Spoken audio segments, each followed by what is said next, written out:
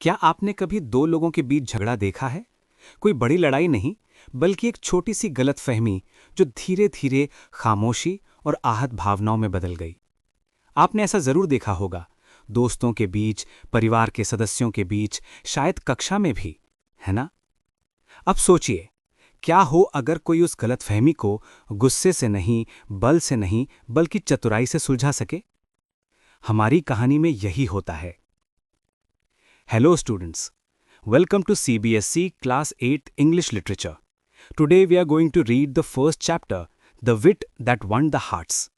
It is about one of the wisest men in Indian folk literature, Lok Sahitya, Tenali Rama. Our story takes us to the great Vijayanagara Empire, ruled by a most powerful king, Krishna Deva Raya. कहानी पढ़ना शुरू करने से पहले आइए विजयनगर साम्राज्य के बारे में कुछ जानकारी प्राप्त कर लें। विजयनगर साम्राज्य दक्षिण भारत का एक शक्तिशाली राज्य था, जो 14वीं से 17वीं शताब्दी तक फला फूला। इसकी राजधानी हम्पी थी, जो तुंगभद्रा नदी के किनारे स्थित थी। इस साम्राज्य की स्थापना दो भाइयों, हरिहर और बुक्का ने की थी। राजा कृष्णदेवा राया के समय में यह साम्राज्य अपनी ऊंचाई पर पहुंचा। उनके शासन में व्यापार, कला, साहित्य और सिंचाई का बहुत विकास हुआ। तो चलिए कहानी शुरू से पढ़ते हैं। कृपया ध्यान से सुनें। The Vijayanagara Empire was renowned for its glory, wealth, and cultural achievements. Among its many illustrious rulers, King Krishnadeva Raya, ruled 1509 to 29 CE, stood out as a wise and powerful monarch. His reign is often referred to as the golden era of the Vijayanagara Empire, a time when art, literature, and architecture flourished. A great patron of learning, Krishnadeva Raya was not only an eminent warrior but also a gifted poet. His works such as the epic Amukta Malyadda and the Sanskrit drama Jambavati Parinayam are acclaimed even today. ये paragraph Vijayanagar साम्राज्य के बारे में बताता है, जो अपनी शान, धन और संस्कृति के लिए प्रसिद्ध था। इस साम्राज्य के सबसे महान राजाओं में से एक थे कृष्णदेवराय, जिन्होंने 1509 से 1529 तक शासन किया। वे एक बुद्धिमान और शक्तिशाली राजा थे। उनके शासन को स्वर्ण युग कहा जाता है, क्योंकि उनके समय में कला, साहित्य और वास्तुकला का बहुत विकास हुआ। कृष्णदेवराय पढ़ारी और विद्वानों को बढ़ावा देते थे और कवियों तथा विद्वानों की मदद करते थे। वे केवल एक बहादुर राजा ही नहीं, बल्कि एक प्रतिभाशाली कवि भी थे।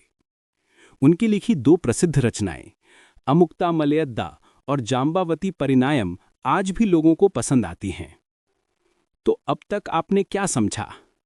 क्या लगता है कृष्णदेवराय एक शासक के रूप में कैसे थे? परीक्षा में आपको ऐसे प्रश्न मिल सकते हैं। जरा सोचिए और अपनी भाषा में लिखने की कोशिश कीजिए। अब इस पैराग्राफ में आए कुछ महत्वपूर्ण शब्दों के अर्थ भी समझ लेते हैं, ताकि आप भाषा और अध्याय को और अच्छे से समझ सकें। रिनाउंड, प्रसिद्ध, मशहूर। मोनार्क, राजा। इलस्ट्रियस, महान। ग्लोरी, शान, महिमा। फ्लरिश्ड, तेजी से विकास हुआ। पेट्रन, सहयोग देने वाला, समर्थक। एमिनेंट, प्रख्यात। अक्लेम्ड, प्रशंसित।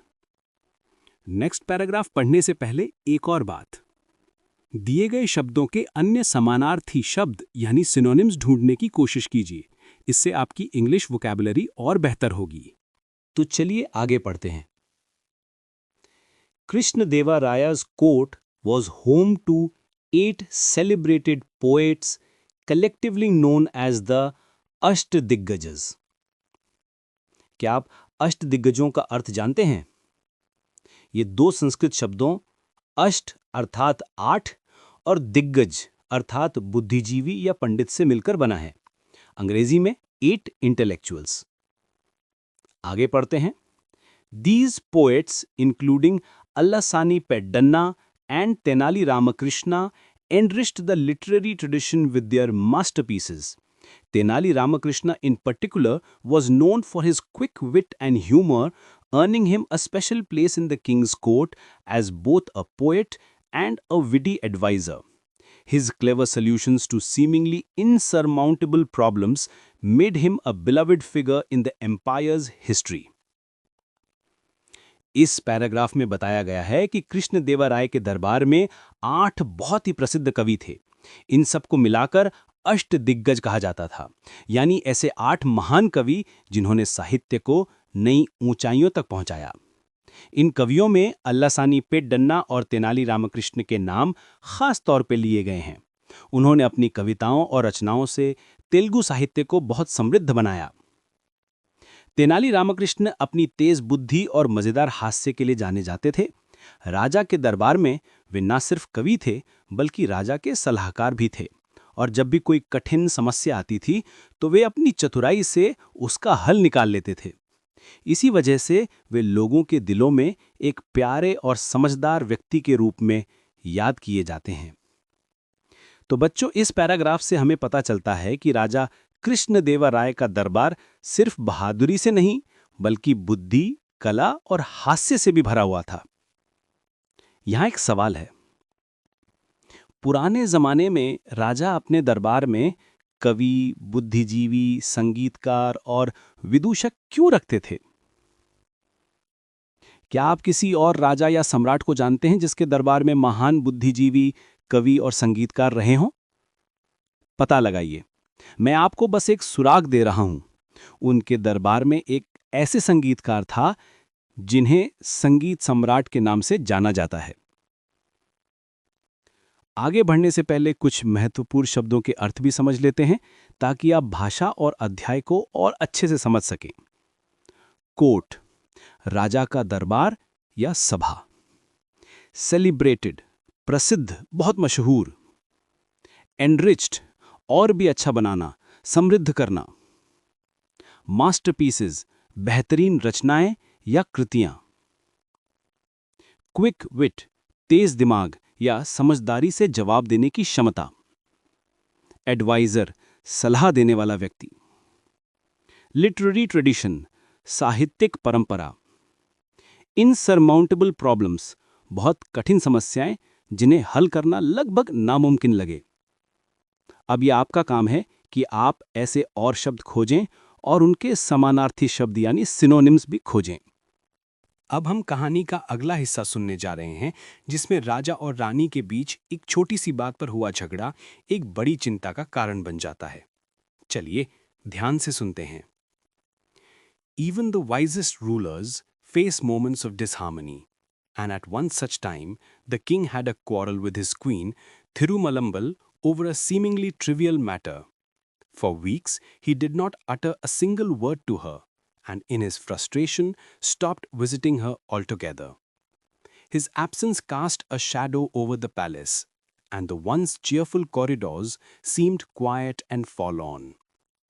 Thirumalambal, distraught and upset, tried her best to resolve the issue but failed. With no other alternative, she decided to seek the help of Tenali Rama, the court's brilliant and witty poet. इस paragraph में बताया गया है कि राजा और रानी के बीच एक छोटी सी बात पर झगड़ा हो गया। राजा इतने नाराज हुए कि कई हफ्तों तक रानी से बात नहीं की और उनके पास जाना भी बंद कर दिया। राजा की ये नाराजगी पूरे महल में महसूस होने लगी। जो जगह पहले खुशियों से भरी थी, वहां अब सन्नाटा और उदासी छा गई।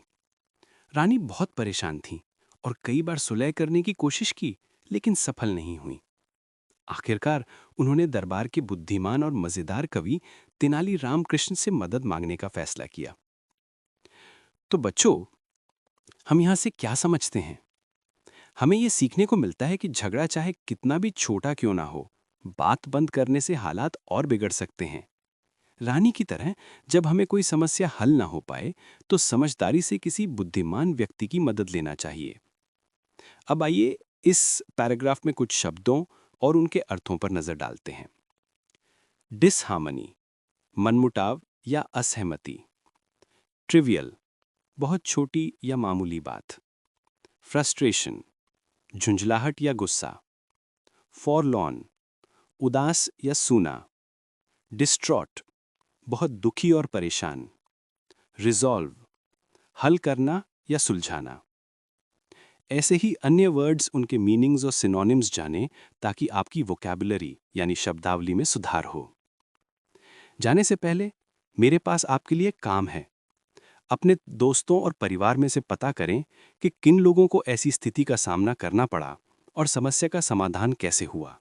चलिए आगे बढ़ते हैं। रामा ने listened patiently as the queen recounted the incident in detail. The king wrote a poem, she began, her voice trembling. It was filled with vague expressions: sun, moon, stars, beautiful sky, but it made no sense. When he tried reciting it to his ministers, they all avoided him, making excuses.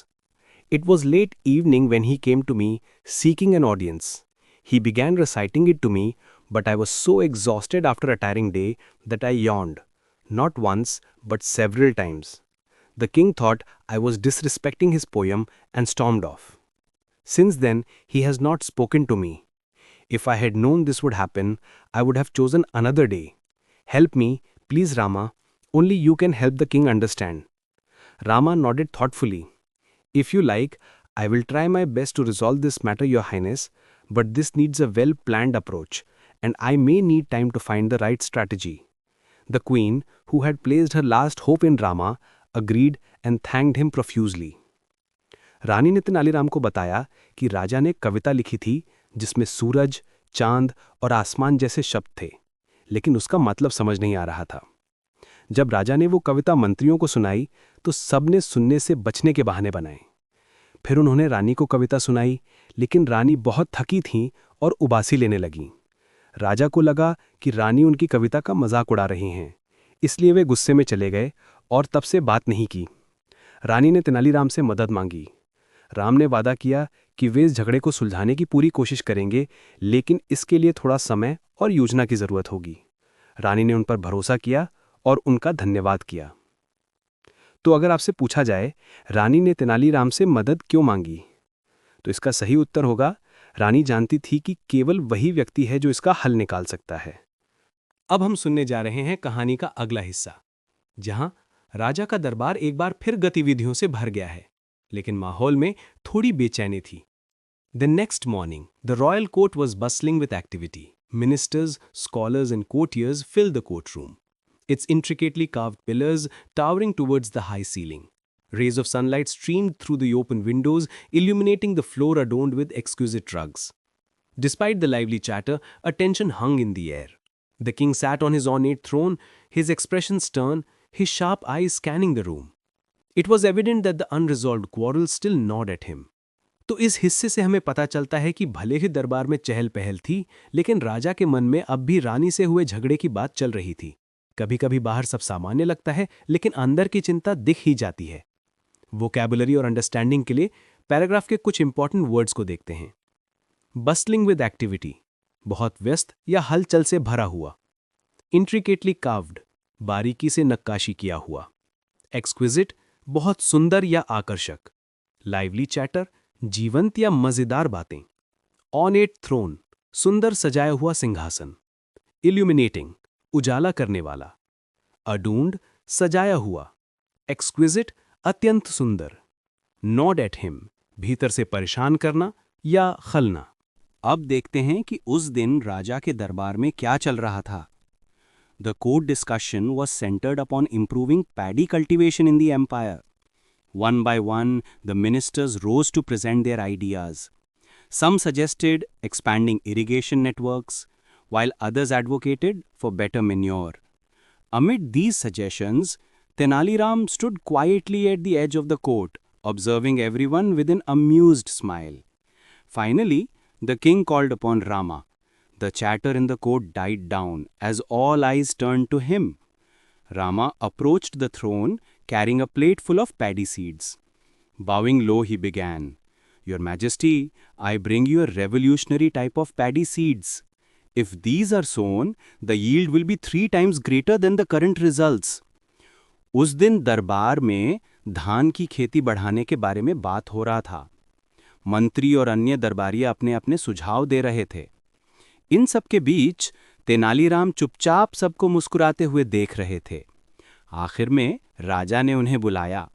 सारा दरबार शांत हो गया और सबकी नजरें तेनालीराम पर टिक गईं। तेनालीराम एक थाली में धान के बीज लेकर आगे बढ़े और बोले, "महाराज, ये बहुत खास बीज हैं। अगर इन्हें बोया जाए तो फसल 3 गुना ज्यादा होगी। आइए देखें आगे क्या हुआ। A murmur swept through the room. One of the courtiers, known for his sarcasm, whispered just loud enough to be heard, "I wonder if these are magic seeds." Next, he'll claim they grow without water. Another muttered, "Perhaps he found them on the moon." Snickers rippled through the court. The king frowned, unimpressed. "That sounds absurd," he muttered. "Such cultivation would need special soil, manure, and pest and insect repellents. If by chance something were to go wrong, our farmers would suffer." Rama smiled unfazed. "That may be true, Your Majesty, but the real issue lies not with the seeds themselves, but with the person who sows them." जैसे ही तेनालीराम ने खास बीजों की बात कही, दरबार में फुसफुसाहट शुरू हो गई। एक दरबारी मजाक उड़ाते हुए बोला, "क्या ये जादुई बीज हैं? अब ये कहेंगे कि इन्हें बिना पानी के भी उगाया जा सकता है?" दूसरा बोला, "शायद इन्हें चांद से लाया गया है।" सब धीरे धीरे हंसने लगे। राजा को ये बात पसंद नहीं आई। उन्होंने कहा, "ये सब तो बेकार की बातें हैं। खेती के लिए मिट्टी, खाद और कीड़े मकोड़ों से बचाव जरूरी होता है। अगर कुछ गलत हुआ तो हमारे किसान परेशान होंगे।" लेकिन तेनालीराम मुस्कुराते रहे और बोले, "महाराज, बात बीजों की नहीं है, बल्कि उस व्यक्ति की है जो उन्हें बोता है।" तो बच्चों, यहां हम देखते हैं कि जब सब तेनालीराम का मजाक उड़ा रहे थे, तब भी उन्होंने शांति और समझदारी से जवाब दिया। कोई अंदाजा है कि उसने ऐसा क्यों किया? अपने शब्दों में लिखने का प्रयास करें। अब वोकैबुलरी ठीक करने के लिए कुछ शब्द देखते हैं। मर्मा, हल्की फुसफुसाहट, सार्केज्म, ताना मारना या मजाक उड़ाना। स्निकर्स, दबाकर हंसना। अपसर्ड, बेवकूफी भरा या अजीब। अनइम्प्रेस्ड, प्रभावित ना होना। अनफेज्ड, बिना घबराए, शांत रहना। एक प्रश्न है, तेनालीराम ने धान के बीजों की बात क्यों की? चलिए देखते हैं उत्तर कैसे हो सकता है। तेनालीराम ने धान के बीज का उदाहरण इसलिए दिया क्योंकि उस दिन दरबार में खेती, खासकर धान की खेती को बेहतर बनाने पर चर्चा चल रही थी। उन्होंने इस अवसर का उपयोग राजा तक अपना संदेश पहुंचाने के लिए किया। असल में वो ये समझाना चाहते थे कि जैसे फसल का परिणाम बीज पर नहीं, बल्कि किसान की मेहनत पर निर्भर करता है, वैसे ही किसी कविता या बात को समझना सुनने वाले पर निर्भर करता है, ना कि सिर्फ बोलने वाले पर। आगे बढ़ते हैं। A hush fell over the court as Rama's words hung in the air. The king's eyebrows furrowed. "What is wrong with the person who sows the seeds? Speak clearly, Rama," he roared. Rama glanced around the court, his sharp gaze meeting the skeptical eyes of the courtiers. "If one were to sow seeds without proper care, no one would reap a good harvest," he said, pausing for effect. "And what if the person had a habit of yawning while sowing? Wouldn't the seeds scatter unevenly?" Tenaliram की बात सुनकर दरबार में एकदम शांति छा गई। राजा ने गुस्से में पूछा, "बीज बोने वाले में क्या गलती है? साफ साफ बताओ." तेनालीराम मुस्कुराए और बोले, "अगर कोई ध्यान से बीज न बोए या बार बार जम्हाई ले तो बीज बराबर नहीं पड़ेंगे और फसल खराब होगी." असल में तेनालीराम रानी के जम्हाई लेने का ही इशारा कर रहे थे, लेकिन बहुत समझदारी और हंसी मजाक के साथ। उन्होंने अपने मजाकिया अंदाज में राजा को सिखाया कि गलती बीजों या कविता में नहीं थी, बल्कि सुनने वाले के ध्यान में थी। चाहिए अब एक छोटी सी एक्टिविटी करते हैं। निम्नलिखित शब्दों का अर्थ पता करें और उनका उपयोग करते हुए 3 वाक्य लिखें। Hush, furrowed, sceptical. बच्चों, अब कहानी अपने सबसे मजेदार और सिखाने वाले पल पर पहुंच गई है, जब राजा को अपनी गलती का एहसास होता है। चलिए सुनते हैं कि आगे क्या हुआ। The court erupted into laughter, the earlier sarcasm replaced by genuine amusement. Even the king, caught off guard, sighed and instinctively yawned. Rama watched him keenly, then continued, "Your Majesty, is there anyone in this world who does not yawn? It is as natural as breathing." The king's expression shifted as realization dawned. His mind raced back to the quarrel with the queen. He remembered scolding her harshly for yawning while he recited his poem. He realized how unfair he had been. If I had known that yawning was not a sign of disrespect, I wouldn't have taken her gesture so personally, he thought, regret filling his heart. Tenaliram की बात सुनकर पूरा दरबार जोर जोर से हंसने लगा। राजा भी अनजाने में जम्हाई लेने लगे। तेनालीराम मुस्कुराकर बोले, महाराज, ऐसा कौन है जो कभी जम्हाई नहीं लेता? ये तो सांस लेने जितना सामान्य है। राजा को अचानक सब याद आ गया, कैसे उन्होंने रानी को उसी बात पर डांटा था। उन्हें अपनी गलती का एहसास हुआ और मन में पछतावा भर गया। यहाँ तेनालीराम ने बहुत समझदारी से राजा को सिखाया कि छोटी छोटी बातों पर गलतफहमी नहीं रखनी चाहिए। कभी कभी एक मुस्कान और थोड़ा समझना ही रिश्तों को ठीक कर सकता है। तो बच्चों, यदि आपसे पूछा जाए, राजा की जम्हाई लेने की घटना में तेनालीराम ने अपनी कौन सी योग्यता दिखाई, तो आप कह सकते हैं। यहां हम तेनालीराम की तेज नजर और तुरंत समझने की क्षमता को भी देख सकते हैं।